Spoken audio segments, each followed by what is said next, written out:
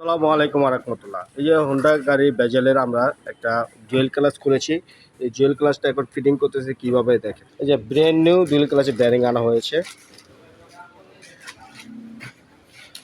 এখন এটার ভিতর আমরা ফিটিং করব। কিভাবে ফিটিং করব আপনাদের দেখাচ্ছি। খুবই সহজ কাজ। দেখেন বসে বসে পড়তেছে আর একটু বাকি, এখানে প্রেস করে তারপর আপনার লকটা ফিটিং করা হবে।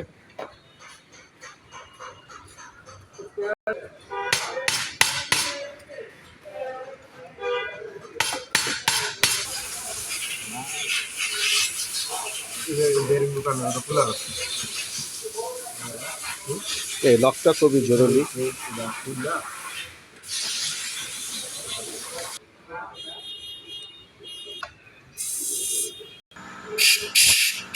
গেঞ্জির কেমন লক?